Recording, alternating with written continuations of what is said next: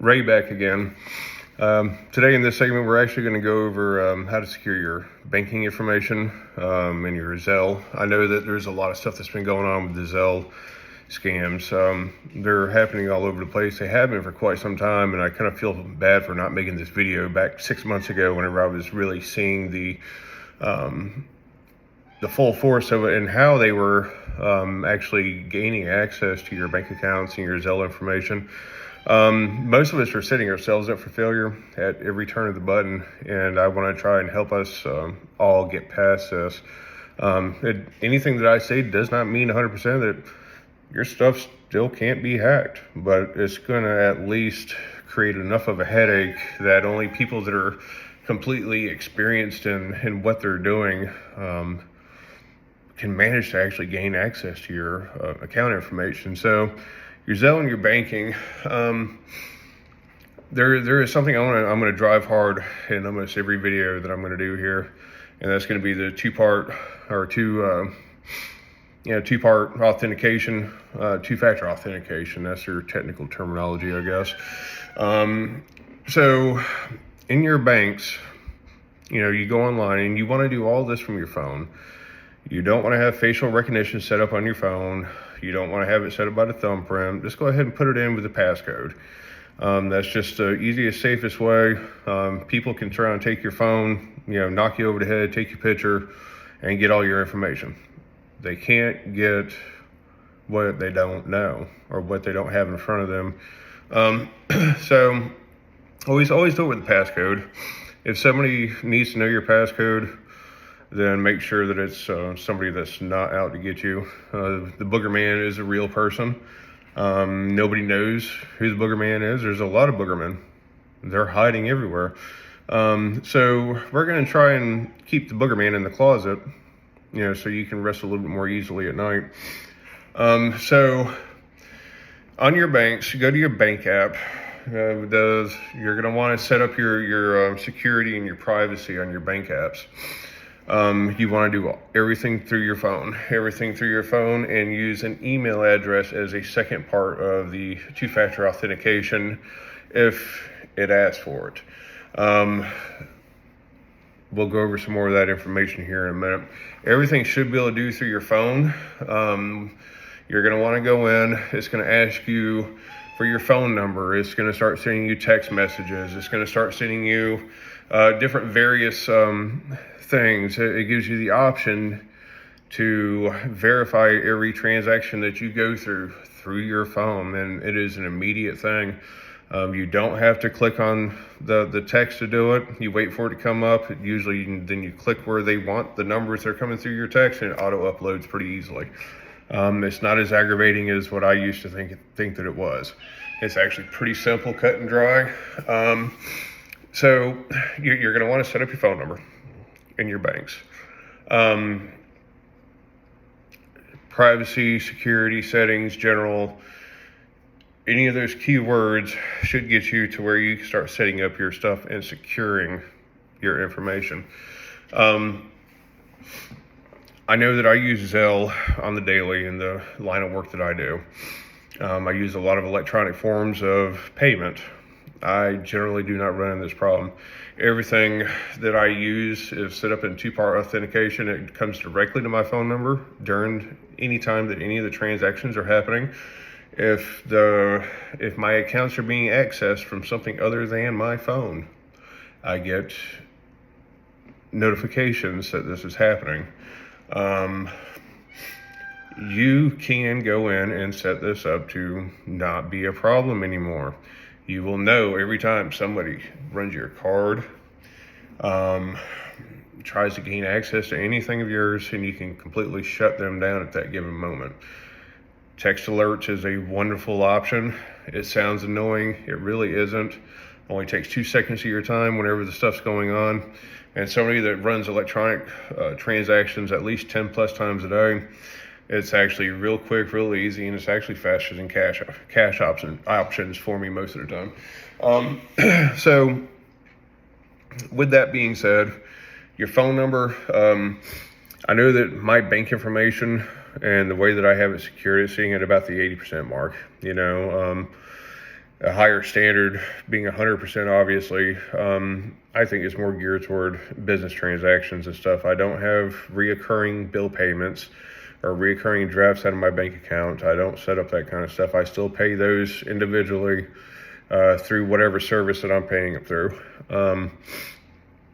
That's just me. But if you did have it set up that way, whenever the draft comes out, you can have the draft set up to text alert you that, hey, it's been done. The two-factor authentication part of the things here. So back about 6 months ago, I was selling a rather large item on Marketplace. This is when it kind of fired me up. I knew that there was a lot of scams and stuff going on out in the world, but whenever I started really running into them, and these people were pretty hardcore about trying to get my information, I shut that up pretty quick. Zelle. The only information that a person needs for Zelle to be able to transfer anything generally is your phone number. They may ask for a name on the account. That is perfectly fine too. Transactions, just to verify that they come through, you always start out at $1 at a time if somebody is requesting you to accept money from them. The dollar verifies. After that, they can send the full amount once it's verified.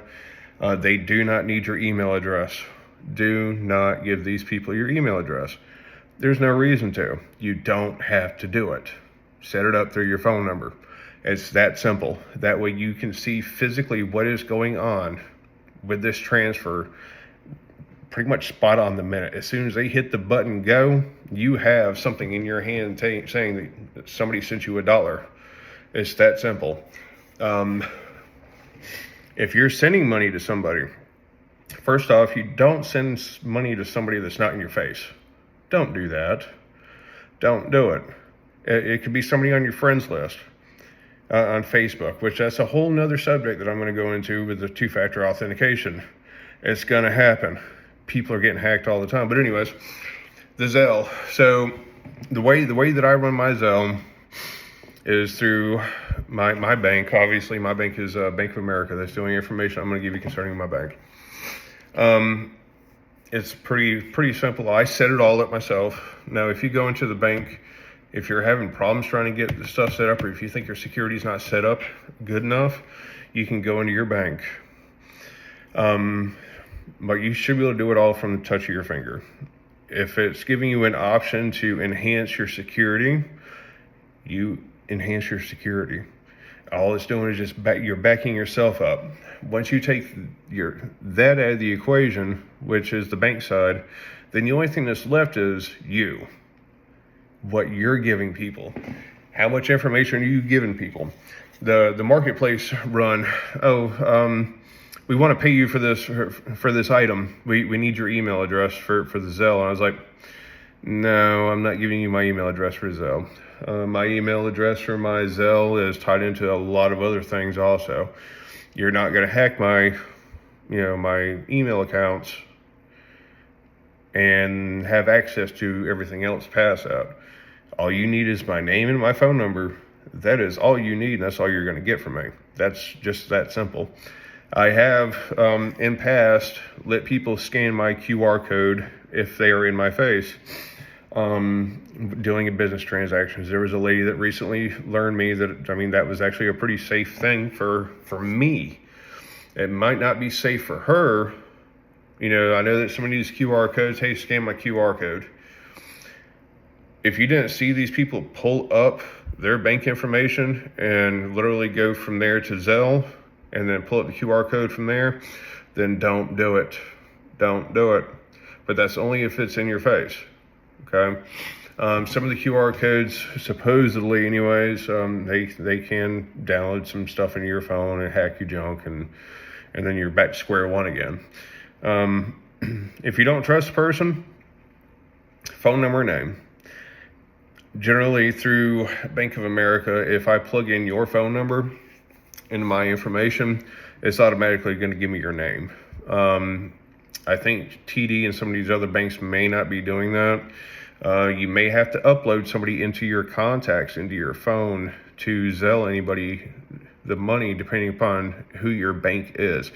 I can't say anything for 100% on any other banks other than Bank of America and their Zelle accounts.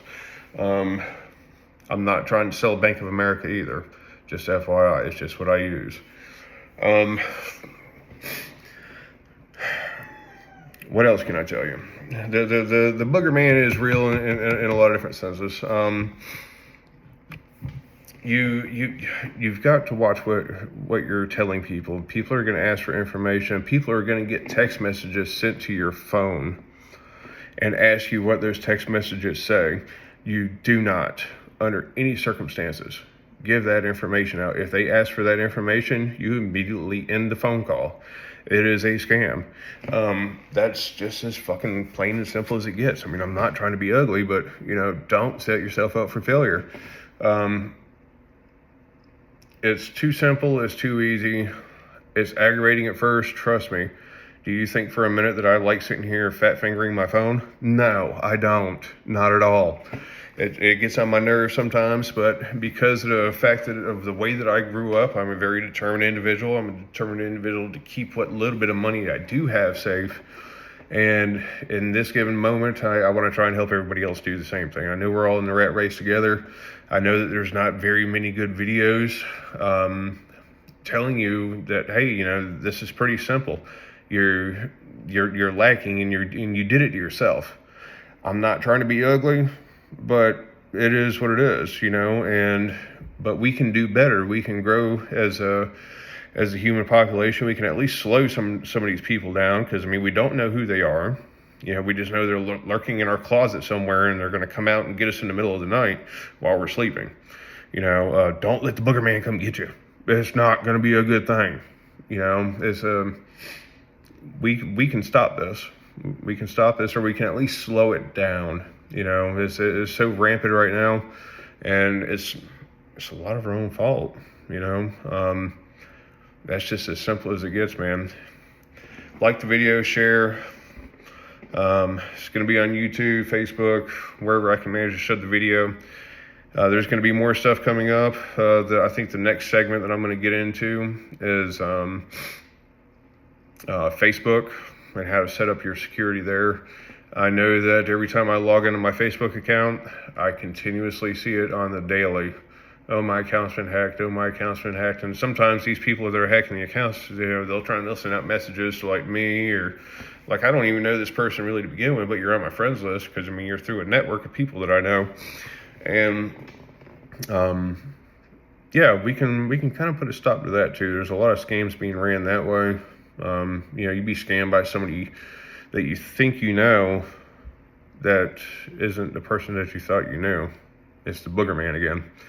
But stay tuned. Like, love, peace.